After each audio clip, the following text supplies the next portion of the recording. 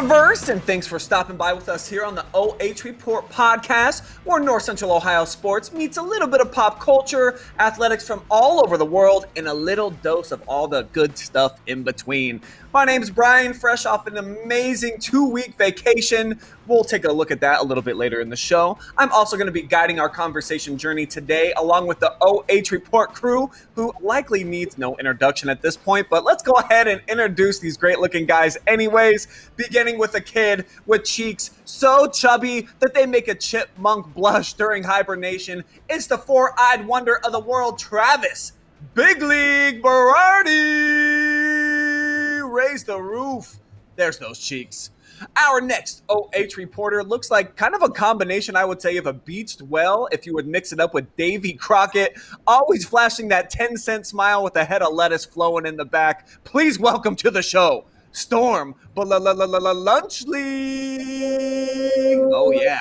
Looking like a pack of lunch meat. Dig it. And last but certainly not least, it's our very own Fruit Ninja, who serves up healthy offerings to the good people of Worcester, but never tries the good nutrition himself. It's the illustrious Garrett Parlett. There he is. Looking fine today, gentlemen. Each and every one of you, so happy to see you. Thanks for holding it down for me while I was gone on vacay. It was certainly awesome, and I know that Travis himself also got to go on a little journey down to Florida. So we'll talk about that in a little bit. But first off, happy Independence Day to everybody. Had a great time celebrating yesterday in our neighborhood. We always get together. We usually post a video every single year on the OH Report where my block, once again, Parkwood, we lost to our neighbors at Glenwood in our 4th of July Boulevard game. So I'm anxiously awaiting those PED test results to see if the Frisbee toss was even legitimate or not. I don't know. Some of them kids were throwing it a little bit too hard, but I digress, guys. Anyways, all the red, white, and blue competitions kind of got me thinking about our founding fathers a little bit and what they might bring to the table in a good old-fashioned cage fight. So real quick, give me a breakdown on who you think would win in a Royal Rumble between George Washington, John Adams, Thomas Jefferson, and Benjamin Franklin. Travis, go ahead. Take it away. What you think about this? Well, I mean, there was a picture going around on Twitter and Facebook the last couple of days of George Washington giving a good old stone cold stunner to a British commander. I mean, he helped lead through the war. By far, I think it's George Washington, laying a little smackdown on anybody else. Yeah, G-Man, is that the easy choice? Are you going with G-Dub on this one?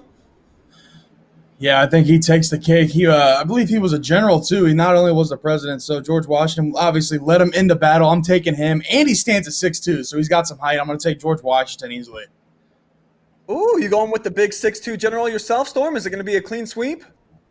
Yeah, I think so. I mean, it's hard to bet against him. He was our first president, so I think it's kind of hard to bet against that guy. I mean, I think, if it was wrestling, I think he's got it. Yeah, I mean, our guy G-Dub, he led Patriot forces to victory in the American Revolutionary War, so I think he can handle a couple diplomats, writer/inventor guy. Though I bet Ben Franklin, though, he might put together some type of contraption to help protect that beer keg belly he had going on. But if it's true, like hand-to-hand combat we're talking about, I'm going George Washington all day, every day.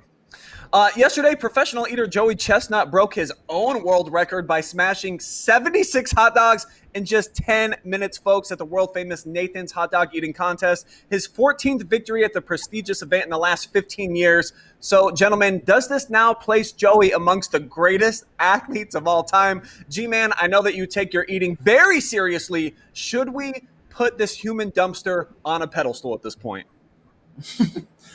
It's hard to say because, I mean, obviously I'm a eater myself and Storm is. We tried this challenge last year and I think Storm ate 8 and I had 6 and I don't think I can breathe the next 2 weeks. I still don't really want to eat a hot dog the rest of my life. So for Joey to stand up there, man, and defend his title, not only does he win it, but he always defends the title. You said the last 15 years, he won the last 14. So, I mean, it's hard not to say, but I'm going to throw my hat in and say that he does because I just have a lot of respect for people that can eat a certain amount of food like that in a certain time limit that he does it in.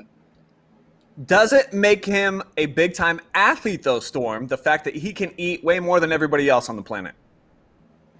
I mean, yeah, I think so. I think that there's still a lot of training that goes into it, and there's a lot of stuff that he has to do. It's not like he can just show up and do that. Like Garrett said, we tried to do that, and it obviously did not go very well for us. So, yeah, I think it makes him an athlete. I think it also makes him an all-time great. I mean, when you can win something on a national stage, like, it's not just a local kind of town thing, like a national stage. You have people all across the country training for this. I definitely think it, it makes him an all-time great athlete. And shout out to Badlands Chugs as well. He won the chugging contest. So shout out to Badlands Chugs. Yeah, dig it. Well, what do you think, Travis? Are you impressed by these guys' feats of athletic talent, if you will? I mean, everybody has their own little talent, their own little feat. But yeah, ESPN even had a little graphic. Roger Federer, he was tied with him.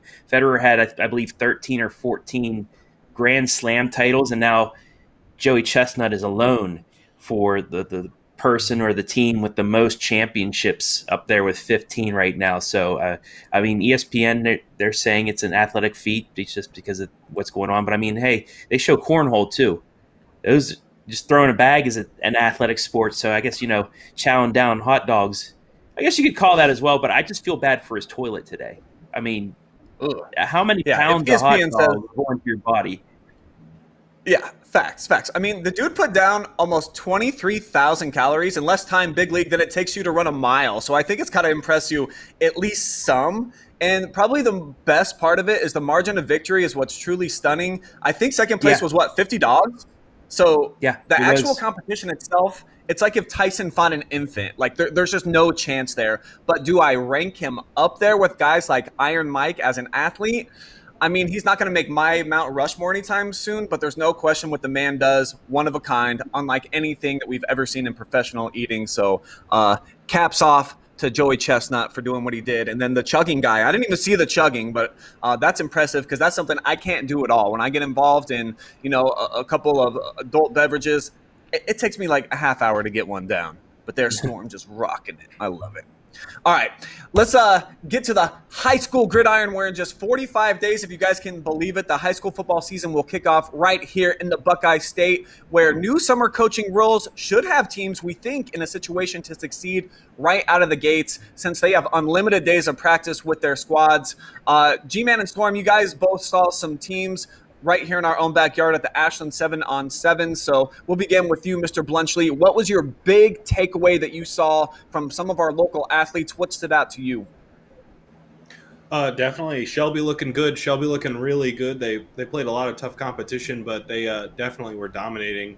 On all cylinders. Blaine Bowman, it's incredible what he can do. And Marshall Shepard, his ability to sling the rock, it's pretty crazy. So Shelby was definitely the standout team that I saw, but I think an underdog team this year is going to be Hillsdale. They also looked really good this season. They were able to put together a lot of good plays. They were working together as a team. So Hillsdale is definitely my low-key team, but I think Shelby is going to come out and dominate once again this season.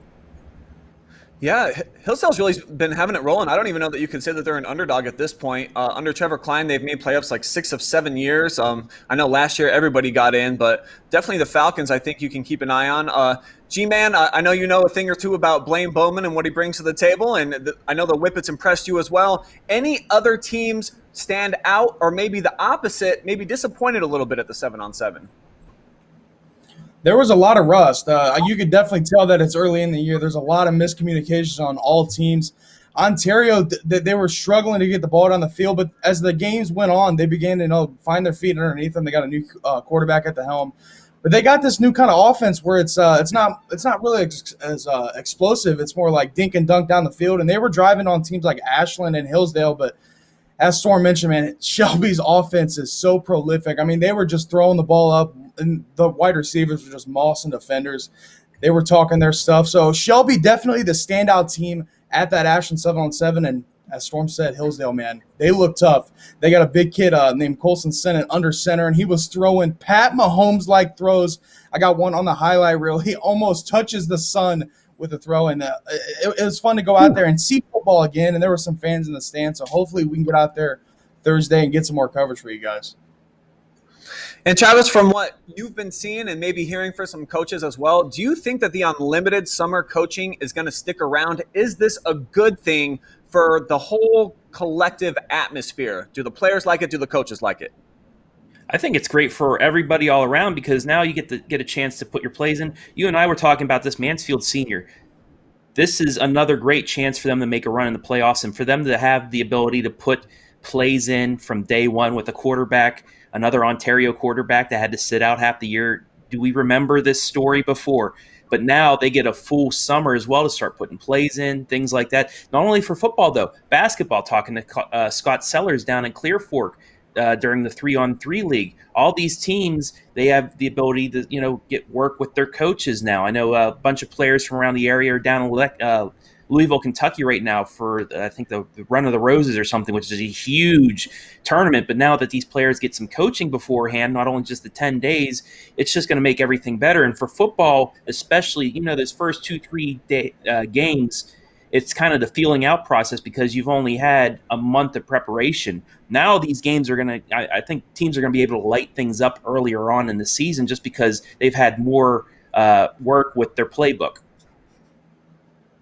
And I understand why the rule was in place for so many years, but at the same time, I kind of don't get it. If kids can still come work out, but the coaches just can't talk to them, that's kind of a weird thing. So the fact that they want to be in the building and coaches then can get their fingerprints on what they're actually doing in terms of the activities instead of just lifting weights or running around, chucking around the football, I think it's a great thing. I think it's going to stick around for sure. When we do get to kick things off under the Friday night lights here in about a month and a half, which venues and fan bases do you feel like has the best atmosphere right here in our area that provides like a true home field advantage? Big League will let you kick things off with this one. Who do you like the best in the area? Well, I mean, you got to go to Skiles Field first up at Shelby. They always pack the place. Even, the regional championship game with the limited amount of people there, that place was still rocking. Go down to the Cub Cave. I mean, it's a smaller venue, but that place is packed. You had the music going. You had, everything going. Us up in the treehouse. I mean, I love the venue down at Lexington, not Lexington, at Lucas, but then Clear Fork as well with the Hill. I mean, if you get everybody back in there, we saw part of that during the All-Star football game. We had the bleachers packed. And we had some fans on the Hill, but when you get everybody in there from Belleville, sitting on the Hill, sitting in those bleachers, it's a home field advantage. So those three schools, I think, bring the best atmosphere in North Central Ohio. Okay, so that kind of sets the bar there. We've got the top three from Big League, maybe the top three from UG, man. What places do you really like going to where you can feel the energy in the environment? I remember my very first game with the OH.Report, Brian. We were shadowing you, me and Storm were, and we went to Lexington versus Ontario.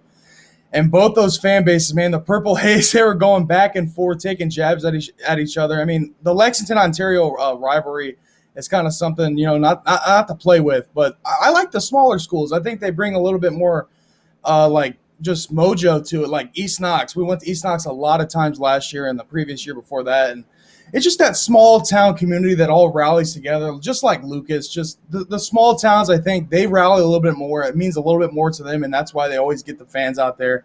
Stands are always packed, and the student section's always, rallying around their teams. Love it, man. And what about for you, Storm? Lucas obviously has to be up there on the list. I think they're definitely my number one. But number two, I think definitely from what I've seen, East Knox. Their team would follow them anywhere on earth, probably into space too. I mean, that is just such a football community, and it really is, like Garrett said, those smaller towns that really, really love their football teams, like Lucas, like East Knox. And for number three, I'm going to also have to go with, Shelby. They love football. Like all three of those towns, they just love football, and they love, the school, and they all like to give back to the school and come out and show their support. So definitely Lucas, then East Knox, and then probably Shelby. Okay, yeah, I'm going to have to steal some of you guys' flavor, of course. You already mentioned all the good ones, and we've got a few iconic settings right here in our own backyard. So we've got some good football right here in North Central Ohio in terms of the venues. I would say including over at Community Stadium, though, over in Ashland, one that you guys didn't mention, the Aerials come running out of the big helmet. They got the smoke flying, especially now with that awesome new field house that they just added.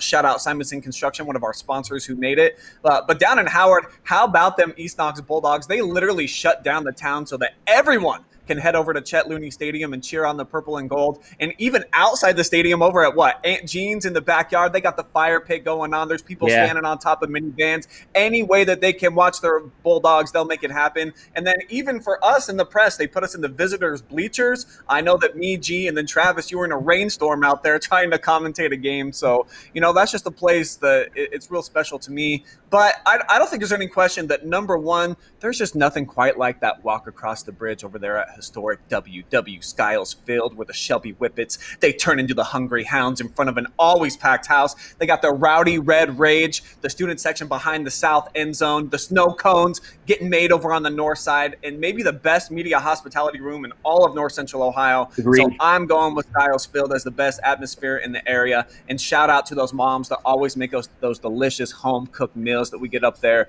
Oh man, I've got so many great memories of the food at halftime. And Eric Will, my guy, I've never seen anybody eat so much in a 10-minute period. It's just fantastic all the way around. Love. Nobody said Arlen. Nobody said Arlen Field, which is kind of surprising. I mean, they go to the moon. I think it's a really cool stadium. It's just not the same atmosphere anymore. I hear the legends, and I've seen the video now of, Effie James and when Coach Bradley was actually playing. They used to pack that baby out before, there was the Twitter and the Facebooks and the live streams and all that. If you wanted to see the game, you want to know what happened, you had to go to the game. So I think Arlen's just so big, it holds 10,000 people, that it looks like it's a small crowd even when they have half of that, which is a huge crowd at a lot of stadiums. So at least for me, that's why I left them off the list. They don't really get the same type of sensation and atmosphere there that they do at the little schools, Trav. I can agree with you. That's why I was off my list. But, that fan base, just what Storm said, that East Knox would go into space. I mean, Chokey said they play on the moon and bring their fans, and just seeing what they brought to Hall of Fame Stadium, that big crowd too. The fan base is amazing, but just the venue, I can agree with you. It's just so big that, maybe this year they're going to win. They're going to get some wins early on, get rolling and pack that place. That'd be a great atmosphere to see. TY Tigers, I got 6 home games this year. Of course, OH.Report going to be live streaming all of them coming up. And Arlen Field getting a facelift right now, $1 million project. So who knows? It might vault itself into the top 3 with a great season this year. But when these high school football players get to the next level, boys, they can now profit from their own name, image, and likeness. That, according to a new Supreme Court decision challenging the idea that student athletes shouldn't make money from athletics. Do you think this is a good thing for college sports? Storm Blunchley, what say you, sir? I'm still super on the fence about it. I can see where it's good. I'm glad that, these college athletes at least will be able to provide for themselves. They already did get the free schooling, most of them, but they're able to make at least a little bit of money now. It's just, I think it's going to lead to a lot of slimy business practices with universities. And that's something we're already having a problem with, is how slimy and sleazy every school can be about recruiting and doing stuff that you're not supposed to get the top recruits. And I just think it's going to lead to a lot more of that than even what we're used to now. So I think it's going to be a big mess in a lot of ways, but in also some ways I think it's good. So I don't really have an opinion on this one. I'm kind of, just middle of the fence, really still trying to form my opinion. Well, Garrett, I mean, you were almost a big-time college prospect, we think, over there from Crestview. If you could have went on to the next level and played some sports, you think this would have been a good thing for you to be able to sell yourself, get out there, make a couple bucks off of doing a commercial, autograph signing, what have you? If I was a college athlete, of course. I mean, you're making some money off of your name. I mean, especially if you're on the top tier category of, you're going to the NBA draft, the NFL draft. Obviously, you're going to get some money anyway. You might as well get it in college as well. But I agree with Storm. I don't really have an opinion on it yet. I'm going to wait it out a few months and kind of see where it goes. But I'm just excited that NCAA football is going to come back on the game, because that was one of the games I played when I was younger. And that's what I'm taking from it. So, I mean, as of right now, if they should be able to be paid or not, I don't know yet. I got to give it a few months before I can form my opinion. But if I was a college athlete, man, I'd be jumping up and down right now. In hindsight, you think this is going to be a good thing, Big League? I do. I actually do, because for the universities as well, because you have these big named athletes that are going to get these sponsorships. They're going to make some money, and that's going to keep them at those universities. They're not going to jump maybe a year earlier than they think, because they want it. They want to make the jump for the money. If they're getting some money, maybe their sophomore, junior year, they might stay that extra year to get that national championship ring because they're getting paid. One prime example, Trevor Bassett, I believe is his name, from Ashland, big track and field runner. He actually was in the U.S. track and field Olympic trial final running. He could have gone pro, made some money there, but now because of this, he's actually coming back to Ashland, I believe, for his senior year. So that's going to help. It's going to help colleges all around. It's going to help us fans because, like G said, we're getting NCAA football back, which was one of the greatest sports franchises in video game history. That's an amazing thing. But these players also are going to have to watch. They're going to have to maybe get a money consultant or to help this stuff out, because these companies are going to try and take advantage of them as well. So they're going to have to they're going to have to learn how to work with this money, work with these sponsorships. But I think it's going to be a good thing all the way around. And once the NCAA they now have to do this, they can find a way to work with these schools to keep from the slimy things happening, which that's probably going to take a few years. But I think after seeing this for a couple years, seeing what happens, it's going to be a good thing for everybody all around. Dude, I couldn't agree more. I'm actually a little surprised that our two young bucks down here, the 20 and the 21-year-old, are kind of on the fence about it. I think it's a no-brainer of no-brainers. The whole concept of like amateurism, it's kind of a scam to keep money in the pockets of the universities and the conferences while eliminating the opportunities for a lot of the athletes who do hit their peak earning potential in terms of selling themselves during their college playing days. So, for example, like an art major who creates an awesome painting or sculpture, they can go get endorsements and sell autographs, and so can the architect whiz at the same school. But a student who's good at catching touchdowns instead, he can't accept a free dinner from someone who supports the football program. I've never understood it. I think it's the dumbest rule in the history of sports, and I'm so glad that they're eliminating it, and it's going to be not the Wild West that I think a lot of folks think it's going to be. You should be able to sign autographs and get paid for it, regardless if you play college athletics or not. So I think this is long overdue, more overdue than like some of the library books I never returned in third grade. So I'm real happy that they got the ball rolling on this, and I think it's going to be a good thing as we move forward. And should Ohio State, that means they should get that national championship back, correct? Reggie Bush should be getting this Heisman Trophy back. I mean, we've seen even Reggie Bush already on social media pleading that, hey, now that we're doing this, can we, give me my Heisman back, get Ohio State those rings back for, what they did and everything. So, you think that these, some of these, I guess, I'm lost for words at what I was going to say. Just like Reggie Bush, should he be able to get his Heisman Trophy back? Should people that got things taken away because of this stuff, should they be allowed it back? Yeah, that's a big can of worms. I don't know about retroactively going back, that type of thing. But maybe what we'll see what the NCAA does. I know that they don't have the best of track record when it comes to doing what's right for the student athletes. That I do know.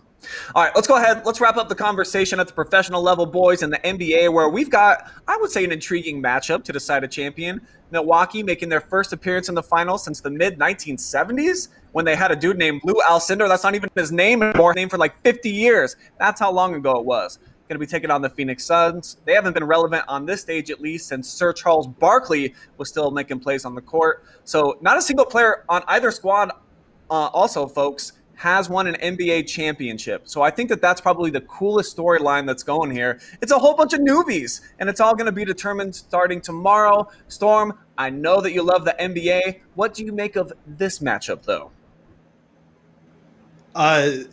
Lost for words. It's incredible. This is if you're a fan of basketball, this is your year. Everyone thought coming in it was just going to be Super Team City, but this is a great thing not only for Phoenix Suns fans or Milwaukee Bucks fans, but for all basketball fans. It shows that a small market team can get it done. It shows that you don't have to go to LA or to New York or any of these big market teams, any super team or anything like that to win. I think that this is an incredible thing for the NBA. And for people saying, that, the Phoenix Suns just got lucky. Newsflash, every damn team that's made it to the finals has gotten lucky. There is not a team in the history of the NBA or the ABA for that matter that hasn't gotten lucky at one point or another. So I think it's a great thing for the NBA as a whole. Now, for the Phoenix Suns, I'm really excited to watch them play. I'm really excited to see how Chris Paul will react to the brightest lights. In his tenured career, he's never been to the finals, so it's going to be really exciting. And he's going up against some young blood. He's going up against Giannis, and it'll be his first finals appearance as well. So, and he's supposed to be back. But I think the most interesting matchup for this finals is going to be DeAndre Ayton versus Brook Lopez. We saw Brook Lopez play like a true center in the Eastern Conference Finals. He went out and dropped, I believe it was 33 in one of those games. And he was, normally they have him on the perimeter. They have him, trying to space the floor. But he could get inside. He was catching lobs left and right. He was posting up his man. He had, like I said, 33 points. So it'll be interesting to see if DeAndre Ayton, what he's going to do, how he's going to respond, especially on the defensive end. But also on the offensive end, we'll see if he can get it done versus Brook Lopez. The fact that we're even talking about Brook Lopez as like a total game changer makes the series infinitely interesting to me. Garrett, do you agree, though? Are you as high on this series as your buddy Storm is? I'm not as high on the NBA as a Storm is, but I'm glad that this is the matchup and it's not Lakers versus the Nets, because that's the reason I kind of went away from basketball was when super teams were born. My Bulls, my beloved Bulls, man, they just can't keep up with these super teams. And the Suns and Bucks, man, shout out to their fan bases because they stuck through it and they're going to get it done. One of these teams is going to be a champion, and I'm not sure which one I'm pulling for or which one I think is going to win. I know Storm is on the Suns bandwagon, so I'm just going to hop on the Bucks, and I guess we'll go head-to-head and see who wins. I want Giannis to get his first rings. He definitely deserves it. All right. Travis, last word on this? I've said before I'm not a big NBA fan, but my goodness, this NBA playoffs has been phenomenal to watch. Some of the plays. The lob that who was Aiden at the buzzer for the Suns to win their conference final game. That was game 2 or 3. That it's just been very good entertainment, especially for some of these basketball fans that don't watch the NBA. Something like me. And Storm, you forgot one name, Devin Booker.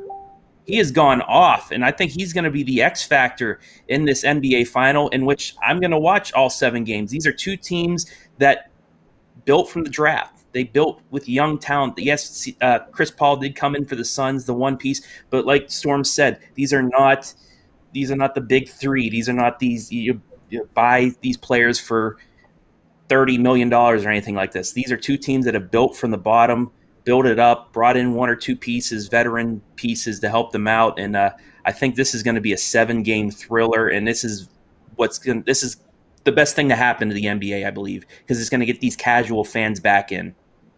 I love the new blood. And you talked about Devin Booker. I think he's averaging 27 points a game in the playoffs. He's been the best player in the playoffs, at least when I've been watching. Look forward to the Greek Freak hopefully getting back. And for so long, it's been either LeBron or the Warriors dominating the headlines at this point in the season. So I am excited. Shaq. Right. Is Chris Paul going to continue to be the second biggest star in his family behind Cliff Paul and that State Farm empire? Or does he finally get over the hump and get a little bit of bling to go toe-to-toe with his twin bro? Can Chris Middleton continue to prove that he's an actual bona fide star in this league and that he doesn't really need the Greek Freak, which I hope gets back on the floor by game 1 or 2? Either way, like Travis said, I'm just looking forward to a competitive series. It all tips off tomorrow in Phoenix. I'm definitely going to be tuning in. Well, folks, that's about going to do it for today's podcast. And you're probably wondering, where the heck were we last week when the OH.Report pod didn't happen? As mentioned, I did get a chance to go on an amazing 2-week adventure throughout the state of Colorado, where myself, VP Jory Hollenbeck, my 2 kids, and even my buddy Kenton Oakley from right here in Mansfield got to experience tons that Colorado had to offer. It was a great, great trip. So I would like to share a little bit of that with all of you. So let's go ahead and take a look at some of the best times from our recent trip.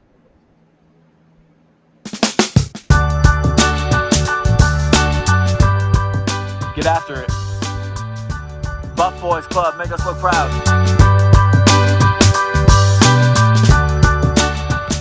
See who would win in a fight, you and that paddle or that deer?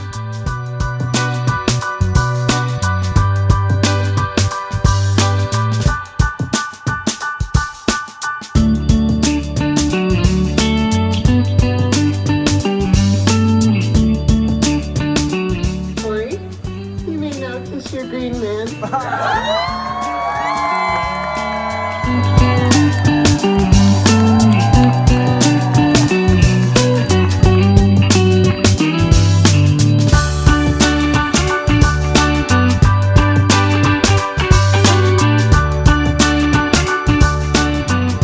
OH.Report continues on the road today at the amazing Indian Hot Springs right here in Idaho Springs, Colorado, where it's been a tourist destination for well over 150 years, in large part because of this, the main attraction, the large hot springs pool that people visit more than 1 million a year. Because look at this, it's like an oasis right in the middle of the Rocky Mountains. They've got legit banana trees growing up in here.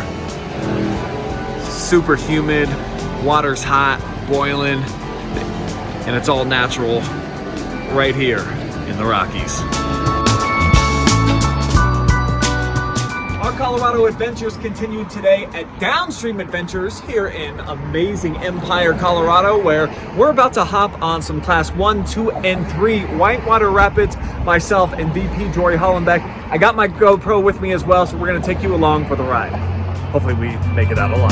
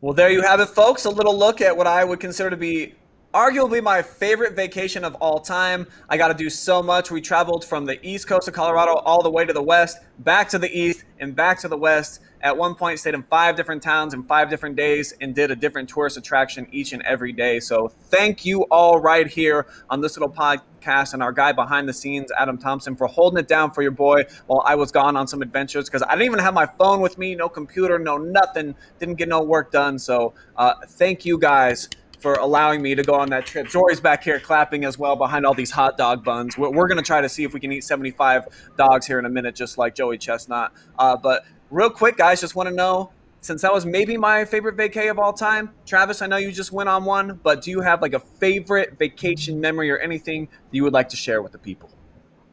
Went to Florida this week with my family, did a couple things, went to the Kennedy Space Center, went to Disney, couple other places, Daytona Beach, but that wasn't my favorite. Actually, in high school, got to go to Ireland for a week. Played some golf out there, kissed the Blarney Stone at the Blarney Castle, went pretty much through the southern part of Ireland. That was an amazing trip that I'll never forget. Garrett, you got a favorite memory you want to share? Well, I've only ever went on one vacation, so I guess I'll pick that one. I went to Panama City Beach, Florida with my friend Colton. They took me out there. That was a lot of fun, man. A lot of good food down there. The water was just right, and it was just a good time, just chilling and vibing at the hotel and the beach. And Storm, you told me we went on a little trip a couple months ago that you had only left the state like maybe a couple of times. Do one of those stand out to you that you had a favorite memory where you got to go out and travel?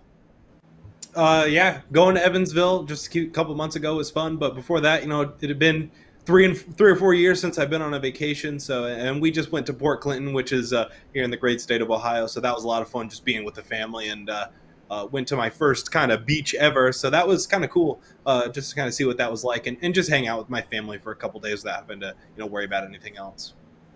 Well, I think it sounds like all of us here at the OH.Report, we need to go on a big family vacation, right? Go somewhere, have a good time together. Sounds good. Seems like we're about to. But that's going to do it for today's episode of the OH Podcast. Thank you guys all for tuning in. We'll be back next week. And, of course, tune in throughout the week. We got some more challenges probably coming up. I know that I'm going to call out some cross-country runners this week.